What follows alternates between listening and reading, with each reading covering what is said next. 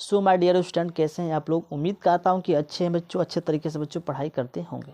बच्चों आज हम आपको क्लास 10 हिंदी का सबसे महत्वपूर्ण पद्यांश को सोल्व कराने वाला हूं।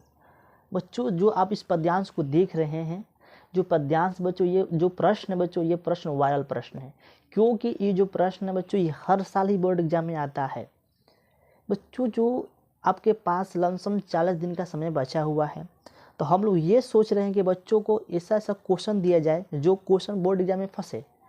क्योंकि आप किसी भी सीरीज से उठा लीजिए, जहाँ पे प्री बोर्ड हुआ है वहाँ पर देख लीजिए 10 का बच्चों का पेपर लेके बच्चों कि जो ये प्रश्न बच्चों आया हुआ है, क्यों आया हुआ है बच्चों, क्योंकि ये सबसे ज़्यादा इम्पोर्टेंट क्वेश्चन है पद्यांश, सॉरी गद्यांश। बच्चों इसको आपको छोड़ के नहीं जाना है। अगर हिंदी में पास होना है, अगर आपको 6 नंबर बच्चों फ्री में लेना है, तो इस वीडियो को ध्यान से आपको देखना है। जो क्वेश्चन बता रहे हैं, इस क्वेश्चन को अपने कॉपी पर लिख के और घर पर बैठ के इसको रिवाइज करिए, ठीक ना। क्योंकि हम वही क्वेश्चन लाएंगे जो आने की संभावना होती है। क्योंकि ये प्रश्न बच्चों बिल्कुल वायरल प्रश्न है। ये बच्चों ये हर साल आता है, इस साल भी आएगा, मेरे वादा है। क्योंकि मेरे पास बच्चों 3 साल का एक्सपीरियंस है, क्योंकि हम ऑफलाइन कोचिंग बच्चों को पढ़ाते हैं। मेरे बच्चों आइडिया है, सभी कराए हो चुके हैं, ठीक ना। चलिए बच्चों हम स्टार्ट करते हैं। बच्चों ये महत्वपूर्ण गद्यांश बच्चों, इसको सबसे पहले हम पढ़ लेते हैं। दिया है, हे भगवान तब के लिए विपद के लिए इनका इतना आयोजन, परम पिता की इच्छा के विश्व इतना साहस, पिताजी क्या भीख न मिलेगी, क्या कोई हिंदू भू पृष्ठ पर न वग रह जाएगा, तो वहाँ को वाहर को 2 मुट्ठी वन दे सके यह असंभव है। फिर दीजिए पिताजी, मैं काची रहता हूँ इसकी चमक आँखों को अंधा बना रही है, आदों की अंधा बना रही है, ठीक ना बच्चों। आपको इसको ध्यान से रीड करना है, इसको ध्यान से पढ़ना है, ठीक। जो बच्चा इसको ध्यान से पढ़ा होगा चैप्टर का, तो समझ जाएगा बच्चों ये किस चैप्टर से लिया गया है, ये बच्चों इसका राइटर कौन है। देखिए ये बच्चों यहाँ पे 3 प्रश्न दिया हुआ। एक प्रश्न बच्चों आपको 2 नंबर का है, इसको हल करेंगे आपको 2 नंबर मिलेगा, इसको हल करेंगे तो यहाँ से 2 नंबर मिलेगा, इसको हल करेंगे तो बच्चों यहाँ से आपको 2 नंबर मिल जाएगा। बच्चों सबसे पहला प्रश्न दिया है कि उपयुक्त गद्यांश का संदर्भ लिखिए। बच्चों संदर्भ क्या होता है आपको हम बता देता हूँ। जैसे इसको हम पढ़े गद्यांश को, संदर्भ बच्चों ये होता है कि जो बच्चों ये दिया गया है बच्चों, किस चैप्टर से लिया गया है और इनका राइटर कौन है। आपको संदर्भ में बच्चों यही लिखना होता है, कोई बड़ा चीज़ इसमें लिखना नहीं होता है, कोई बड़ा चीज़ ये नहीं है। आपको संदर्भ क्या होता है कि किस चैप्टर से लिया गया है और इनका राइटर कौन है। आपको संदर्भ बच्चों यही लिखना है। अब वो लिखना नहीं आता तो देखिए बच्चों हम लिखें तो ध्यान से समझिए। ठीक है बच्चों, संदर्भ लिखा है, प्रस्तुत गद्यावतरण हमारी पाठ्य पुस्तक हिंदी के गद्य खंड में संकलित ममता नामक कहानी से उद्धृत है। इसके लेखक छायावादी युग के प्रवर्तक श्री जयशंकर प्रसाद है। समझ रहे हैं ना।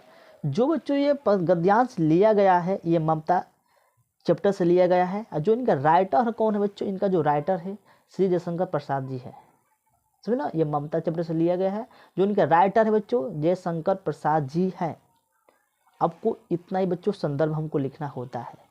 और जो मित्रता जो ममता वाला बच्चों चैप्टर है, उसको जो बच्चा ध्यान से पढ़ा होगा तभी बच्चों इसको सोल्व कर पाएगा, अन्यथा आप नहीं कर पाएंगे।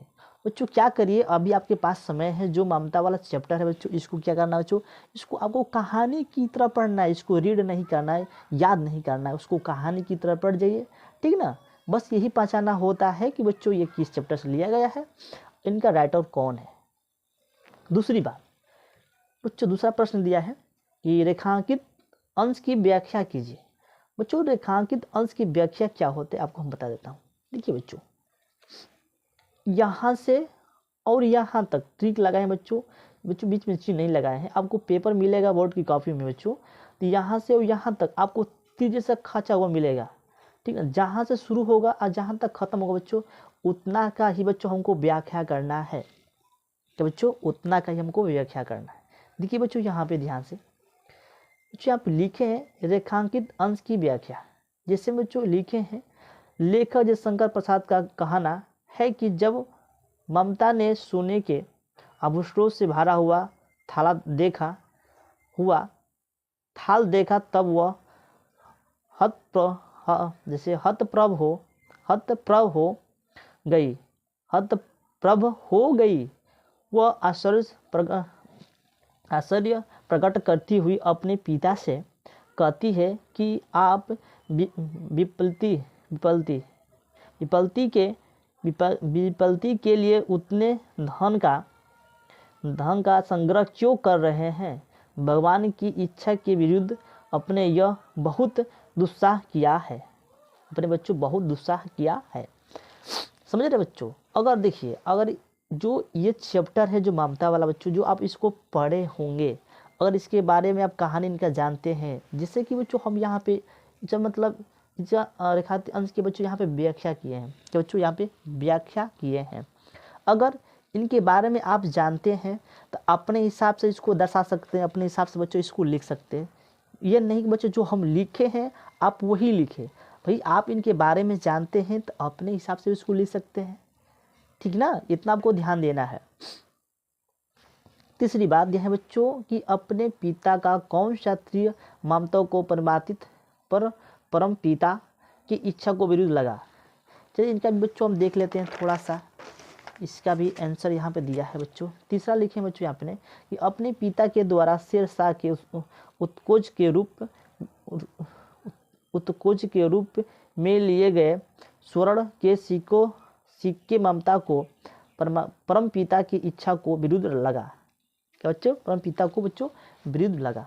समझ रहे ना? जो बच्चों हम आपको पद्यांश कराए हैं, ध्यान समझिएगा, जो बच्चों आपको गद्यांश कराए हैं, सोच लीजिए कि सबसे बहुत ही ज़्यादा इम्पोर्टेंट क्वेश्चन है। इसको आपको किसी भी हालत पे आपको छोड़ के नहीं जाना है। अगर लग रहा है कि मैं ये क्वेश्चन जो आपको बता रहा हूँ ये इम्पोर्टेंट नहीं है, बच्चों आप किसी भी चैनल पर जाइए, जो भी टीचर आपको पढ़ा रहे हैं, सबसे पहले आपको यही क्वेश्चन देखने के लिए मिले। क्यों मिलेगा? उनको पता है बच्चों कि कौन सा क्वेश्चन फंसने वाला है, कौन सा क्वेश्चन नहीं फंसने वाला है, ठीक ना बच्चों? हम आपको जितना ही क्वेश्चन बता रहे हैं, जितना इस क्वेश्चन को समझा रहे हैं, आप लोग उतना ही पढ़िए, ठीक ना? क्योंकि हम लोग को आइडिया है कि कौन क्वेश्चन फंसेगा, कौन क्वेश्चन नहीं फंसेगा। बच्चों आप मेरे चैनल को सब्सक्राइब कर लीजिए और इसी तरह से हर सब्जेक्ट का बैक टू बैक वीडियो आपको देखने के लिए मिलेगा। तो बच्चों आज के बस इतना ही, तो मिलते हैं अगले नेक्स्ट वीडियो में। तब तक जय हिंद, जय भारत।